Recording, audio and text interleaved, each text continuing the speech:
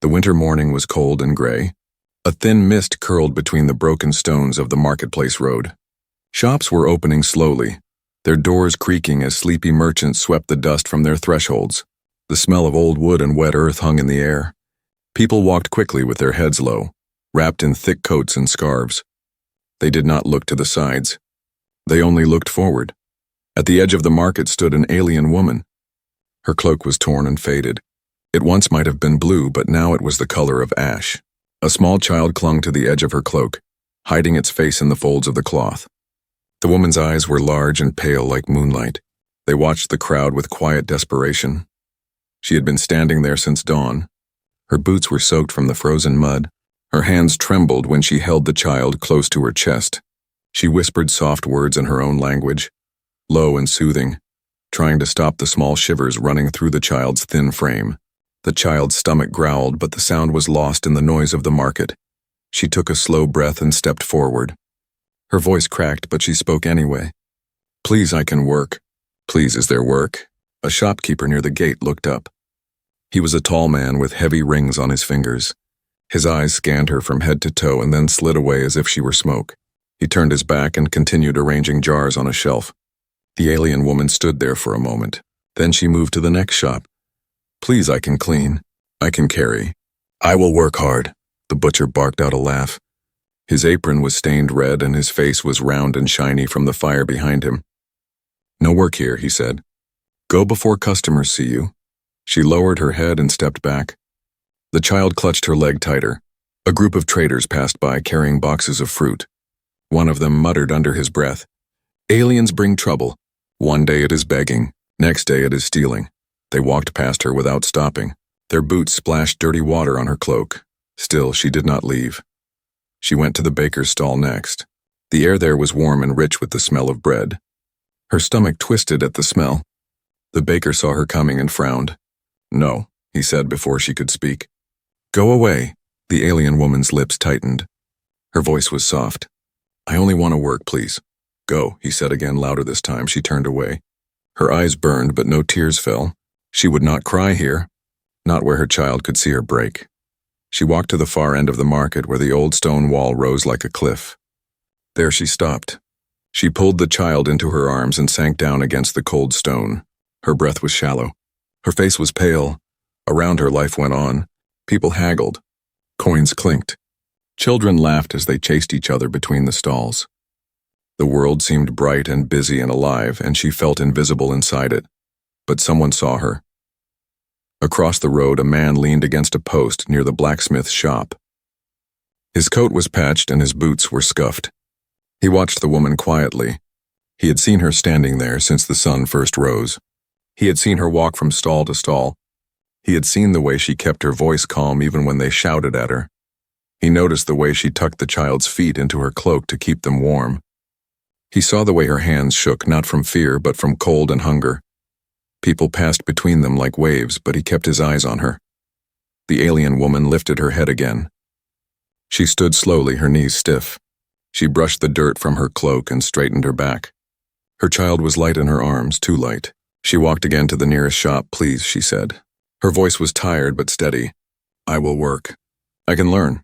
The shopkeeper glanced at her, then at the child. His mouth curled. "Not here," he said.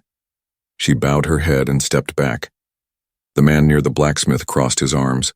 Something in his chest twisted. He remembered another winter long ago. He remembered standing alone with nothing but hunger in his belly and fear in his heart. He remembered wishing someone would see him. The alien mother walked back toward the stone wall. She held her child tighter. Her lips moved silently as she spoke to the little one, maybe promising food, maybe promising hope. The man's jaw tightened. No one else was looking at her. No one else even saw her. But he did. And as she lowered her head and closed her eyes against the cold wind, he stepped away from the post. He began to walk toward her, his boots crunching on the frost-covered stones. The morning sun had risen higher, turning the gray mist into pale gold. The market was now alive with voices, coins clinking, and carts rattling over the stones. The air smelled of bread, smoke, and damp wood. People moved fast, their faces set in cold lines. The alien mother stood at the edge of the crowd, holding her child close. She had tried once. She had been turned away. Still, she could not stop. Her child needed food. She needed hope. So she stepped forward again. Her feet were heavy. Her cloak was soaked at the bottom. But her voice was steady as she walked to a tailor's shop. Bright fabric hung like flags from the doorway. The tailor was busy cutting cloth on a wooden table. "Please," she said, her voice soft but clear. "I can sew. I can carry. I can help." The tailor did not lift his eyes. His hands kept moving, the scissors slicing cloth in smooth strokes. He spoke without looking at her. "No work. Go away." She stood there a moment longer. Maybe he had not heard her. Maybe he would change his mind. "I will work for little pay." She tried again. The tailor stopped cutting and looked up at last. His eyes were cold. "Go," he said, and his voice was sharper than his scissors. The alien woman bowed her head and stepped back. The child pressed its face to her shoulder. She turned and walked on. Next she came to the spice merchant. Bright powders in red and yellow piles filled the air with sharp scents. The merchant had gold rings on every finger. She waited until he was done with a customer, then spoke. "Please, I can clean your shop. I can sweep. I will be quiet." He sniffed the air as if her presence had spoiled the spices. "Aliens bring trouble," he said. "Leave." Her lips trembled, but she said nothing. She walked away slowly. A group of boys followed her, laughing. One of them threw a pebble that hit her cloak. The child flinched. The woman turned and looked at them. She said no words. Her stare was calm and tired, and after a moment the boys stopped laughing. They drifted away into the crowd. She walked on. At the cheese stall she tried again. At the pottery stand. At the candle shop. Each time her voice was softer. Each time the answer was the same: no, no, no. No one shouted now. No one laughed. Most did not even answer. They just turned away, their eyes sliding past her as if she were air. The silence was worse than the insults. She kept moving, though her legs shook. The child was quiet now, watching everything with wide, dark eyes. Across the street, the human man still watched her. He stood half-hidden behind a pillar, his arms folded. The crowd flowed around him, but he did not move. He saw how she stayed calm. She never begged. She never cried. She only asked and waited and stepped aside when they refused. There was a strange strength in that. The man's thoughts twisted. He had once worked here in this same market. He had fought for every coin. He had known hunger that clawed inside his ribs. He had known what it felt like when people looked at him and saw nothing. He watched her walk to the grain shop. She stood in front of sacks taller than her. "I can lift," she said. "I am strong." The shopkeeper laughed, shaking his head. "Strong, look at you. You would break like a twig." The alien woman straightened her back. "Please, let me try." "No," he said and turned away. Her shoulders sagged as she left. The man's hands curled into fists. The alien woman moved slower now. Her steps dragged. Her breath came fast, white in the cold air. She stopped near the stone fountain in the center of the square. She lowered her child to the ground and knelt to rub warmth into its small hands. The child's skin was pale and thin like paper. The woman spoke softly to the child in her own language. Her voice was almost a song, low and full of love. The child nodded and leaned against her chest. The man could not hear the words, but he understood them. They said, "I will keep trying." They said, "I will not let go." The alien mother stood again. She lifted her child and wrapped the cloak tight. The crowd kept moving around her like a river around a stone. She walked toward the outer stalls where fewer people went. The man pushed off the pillar. He stepped into the sunlight and followed at a distance. Something inside him had decided. The woman had reached the far end of the market. Here the noise faded and the air grew still. The ground was cracked and uneven, and the wind carried the smell of rust from old metal stalls. Few people came this far. She stopped beside a crumbling stone wall. Her arms ached from carrying the child. Her back was stiff and cold. She sank down slowly, holding the child close on her lap. The little one touched her cheek with small fingers. She smiled faintly, then looked down, ashamed of how weak that smile felt. Her breath came in shallow clouds. Her eyes wandered back to the busy heart of the market, where people hurried past each other without a glance. No one had spoken to her kindly. No one had even used her name. She had not spoken her name out loud in days. Across the square, the man watched her still. He had followed her quietly since the first refusal. He had seen her bow her head again and again without breaking. He had seen her keep her voice calm when others shouted. He had seen her steady her trembling hands so her child would not see her fear. She reminded him of someone. Long ago, when he was young and lost, he had stood in this same market with hunger in his belly and no place to go. People had turned their eyes away from him the same way. He had survived because one old mechanic had reached out a rough, grease-stained hand and said, "Come on then." That single moment had saved his life. And now he saw the same chance in front of him, to give someone else what he had once been given. His boots crunched on the stones as he stepped away from the shadows. The alien woman heard the sound and lifted her head sharply. Her eyes widened. Her arms tightened around the child. The man stopped a few steps away. His coat was thick and patched, marked by years of work. His hair was dark and messy, his hands scarred from tools and fire. There was nothing gentle in his face, only something steady. "You are asking for work," he said. His voice was calm and even. The woman stared, uncertain. No one else had spoken to her. Not like this. Not like she was real. She gave a small nod. "I can work," she said softly. "I can learn anything." The man's eyes flicked to the child. The little one hid its face in her cloak, peeking out with wide, dark eyes. "You'll need to carry your own weight," he said. "No gifts. Work for food, work for pay." "Yes," she whispered at once. Her voice broke on that word, not from fear, but from hope. The man looked around the market. People were staring now. Merchants had paused their work, frozen in mid-movement as they watched this strange scene. A human speaking to an alien like an equal. It was as if the air had changed. He felt their eyes on his back, their silent judgment, their whispers curling like smoke. He ignored them. "Come with me," he said. The woman blinked. The words sounded unreal, almost like a dream spoken aloud. She rose carefully, her knees stiff, and lifted the child onto her hip. "You will let me work," she said. It was not a question. It was half disbelief, half promise. "Yes," the man said simply. She followed him. The crowd parted around them as they walked through the center of the market. Eyes followed them, some wide with shock, some narrowed with anger. Whispers rose behind them like wind chasing their steps. "Foolish man," someone muttered. "Helping an alien? He will regret it." The man kept walking. His stride was steady, his shoulders straight. The alien mother walked behind him with her head high, her child clutching her cloak.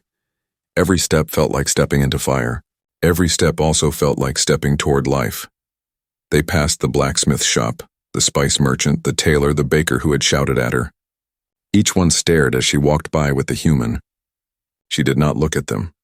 She looked forward. The cold wind tugged at her cloak as she followed him out of the market and down a narrow road lined with broken fences and silent trees. The noise of the market faded behind them. The man did not speak. The woman did not ask where he was taking her. For the first time all day she felt something shift inside her. Something warm, small, and trembling. It was not hunger. It was not fear. It was hope. The road grew quiet as they left the market behind. The air smelled of pine and cold earth. The human man walked ahead, his boots crunching softly on the gravel path.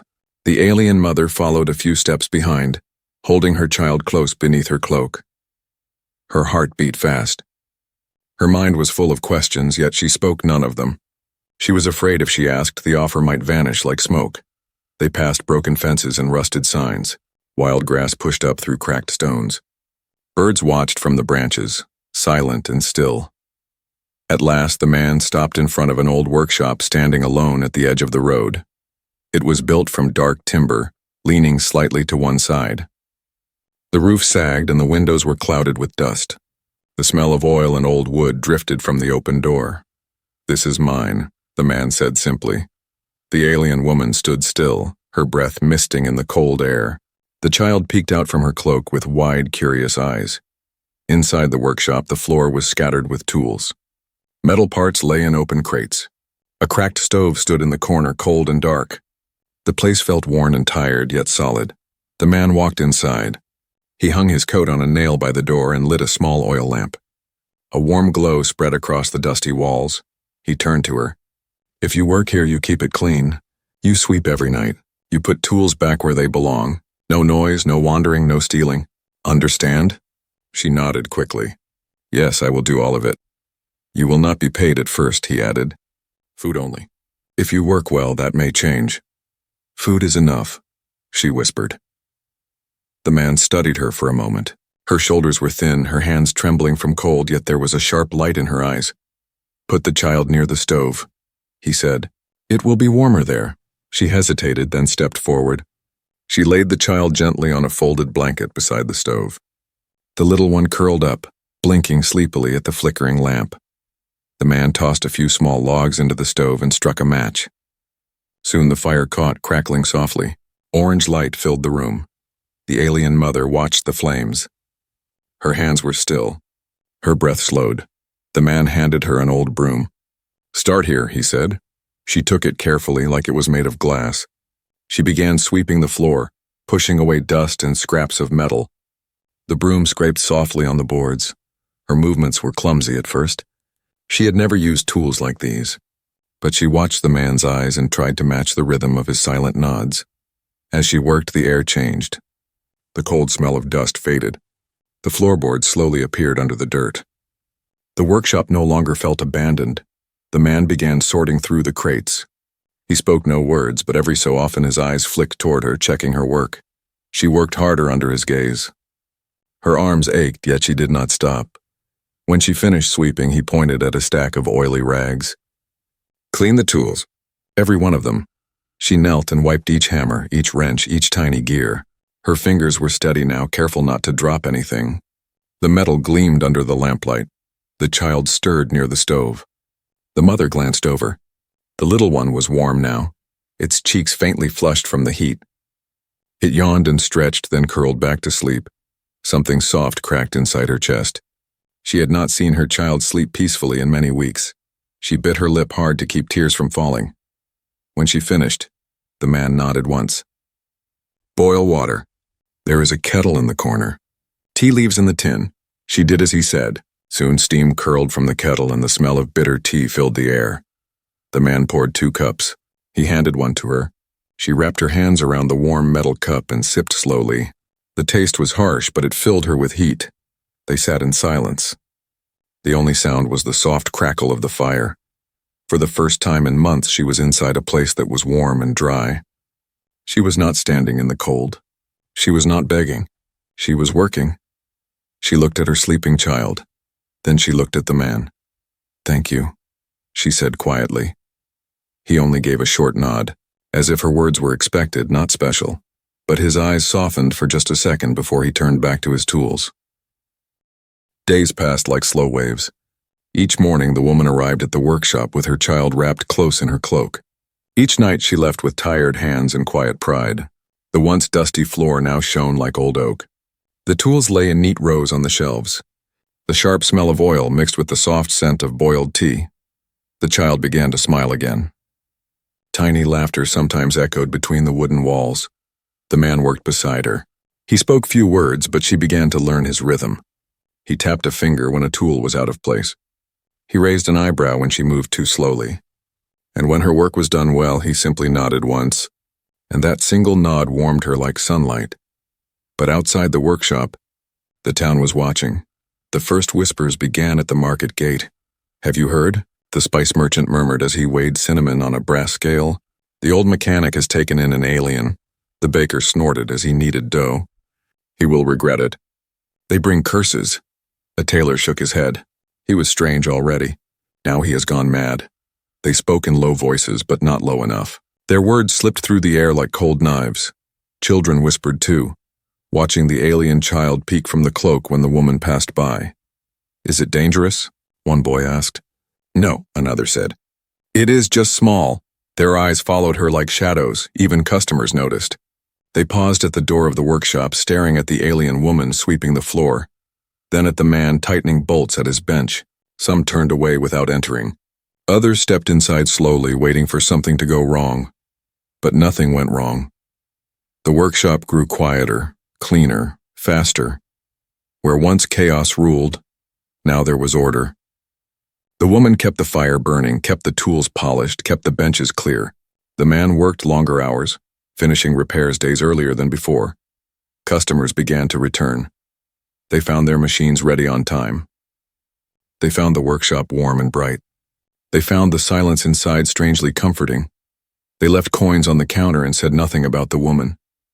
But outside, they whispered. "She works hard," someone said near the blacksmith stall.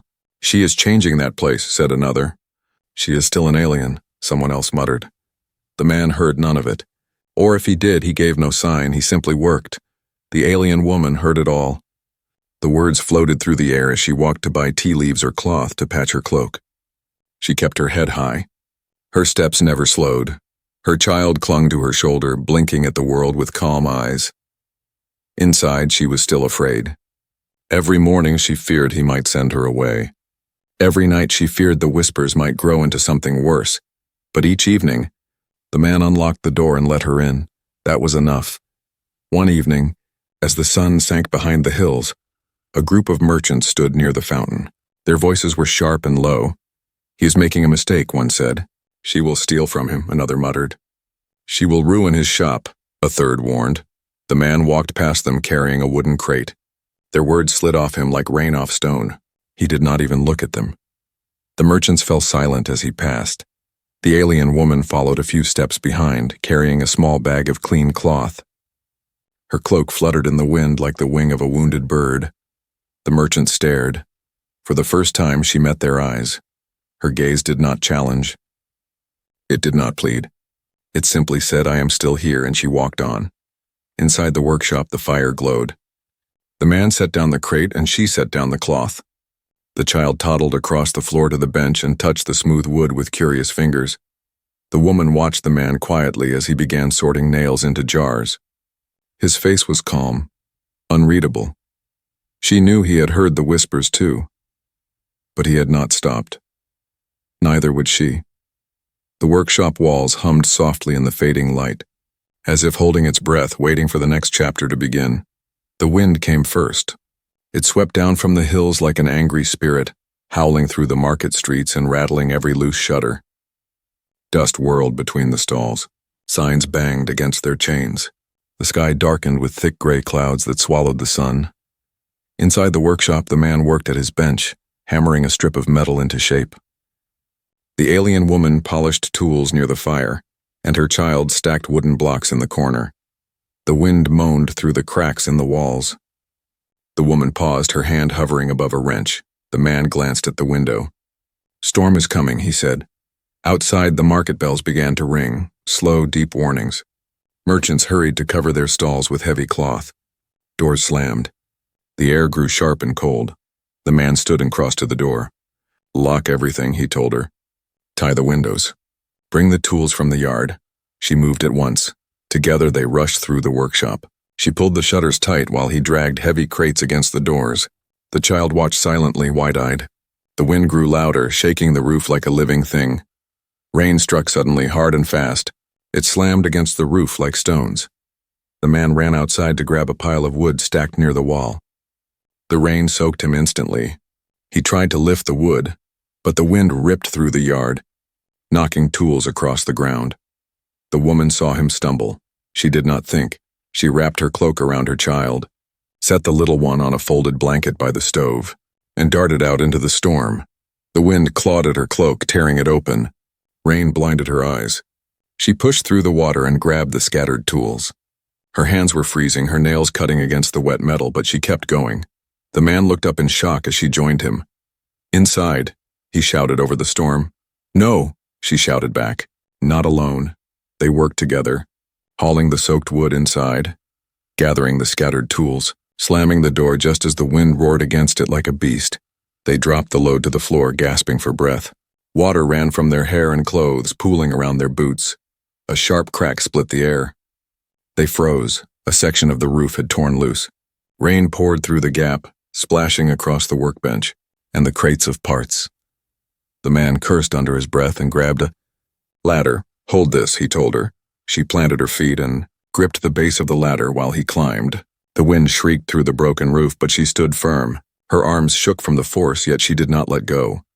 He nailed a plank across the gap, his hands moving fast and sure. Water stung his eyes, but he did not stop. The ladder swayed. The woman tightened her grip and braced her shoulder against it. At last, the final nail sank in. The man climbed down, soaked and shivering. They stood side by side, water dripping from their hair, their chests heaving. Then they laughed, low and breathless, almost surprised. The sound filled the room like sunlight breaking through cloud. The child peeked from the blanket, eyes wide. Seeing their laughter, the little one smiled. The woman crossed to the stove and fed it more wood. The fire crackled, pushing back the cold. The man hung their wet cloaks near the heat. Their hands brushed for a moment. They both went still. The storm raged outside, pounding the walls, yet the workshop felt warm and still. They had saved it together. The man looked at her, water still running down his face. "You could have stayed inside," he said quietly. She shook her head. "I could not," she answered. He said nothing more. But in that silence, something shifted, not just trust and something deeper, like the first root breaking through stone. The storm howled on into the night. Rain hammered the roof. But inside, the fire burned bright and the workshop stood whole. The man sat at the bench, sharpening a blade. The woman dried the tools one by one. The child slept curled in the warm glow of the stove. They worked side by side, quiet and steady, and for the first time it felt not like two strangers, but like a small family, born in the heart of the storm. The storm passed in the night. By morning, the clouds were gone and the hills shone with silver dew. Sunlight spilled across the rooftops like warm gold. The air was sharp and clean. Inside the workshop, the man pushed open the door and let the light sweep across the floor. The smell of wet wood was fading, replaced by the faint scent of tea. The alien woman was already working. She knelt beside the bench, polishing the last of the soaked tools until they gleamed like new. The child played nearby with scraps of wood, building small crooked towers that leaned and fell, then building them again. The man stood watching them. His arms were folded, his face calm, but his eyes were not the same as they had been when he first saw her at the market gate. They were softer now, warmer. The woman placed the tools neatly on the shelf. She rose and brushed dust from her cloak. She turned toward him, her head held high, her eyes steady. "I finished everything," she said. He nodded once. "You did well." Her lips curved into a quiet smile. It was small, but it reached her eyes. They opened the shop for the day. Customers came slowly at first, then more quickly. Some brought broken machines from the storm. Others came only to see if the workshop had survived. They stepped inside, expecting chaos, and found clean floors, shining tools, and steady silence. The man worked at his bench while the woman sorted parts and handed him the tools he needed before he even asked. Their movements matched like gears turning in perfect rhythm. The child sat near the stove, humming softly to itself. The customers noticed. They whispered, just as they had whispered before. But the sound was different now. "She works like she has always been here," one said near the door. "She saved this place," another muttered, almost in awe. "She is still an alien," someone whispered, but their voice lacked strength. Coins clinked on the counter. The man nodded at each payment and said nothing. The woman caught a few of the whispers. She felt them settle on her shoulders, light as falling leaves. They no longer cut like blades. They no longer slowed her steps. When the sun stood high, the market outside grew loud again. The woman stepped out to buy new cloth and firewood. She walked through the same streets where she had once begged for work. Now the market was busy, but people stepped aside for her. Some still stared, but they did not sneer. A few even gave small nods as she passed. The baker who had shouted at her before stood in his doorway. He watched her walk by. His lips parted as if to speak, but no words came. She kept walking. The child skipped beside her now, no longer hiding in her cloak. It carried a small wooden toy the man had carved from leftover scraps. The sunlight caught its bright eyes. They returned to the workshop with arms full of supplies. The man stood at the door, his hands on his hips. "Good timing," he said. "We have work." She smiled again, stronger this time. They worked late into the evening. The fire glowed warm. The workshop hummed with quiet order. When they finished, the man stood by the door as she gathered her cloak. "Tomorrow," he said, "you will come not as a helper." She looked at him, confused. "You will come as my partner," he said. Her breath caught. He reached to the shelf, took a small iron key, and placed it in her palm. "This place stands because of you," he said simply. The woman stared at the key. The metal was warm from his hand. Her fingers closed around it slowly. Her throat tightened. "Thank you," she whispered. The man only nodded. The child tugged her hand, smiling wide. They stepped out into the cool night together. The moon rose above the hills, bright and full. The air smelled of clean earth and fresh hope. They walked through the quiet streets. A human, an alien mother and her small child, not as strangers now, but as something new. Behind them, the workshop stood glowing like a lantern in the dark, steady and alive, waiting for tomorrow.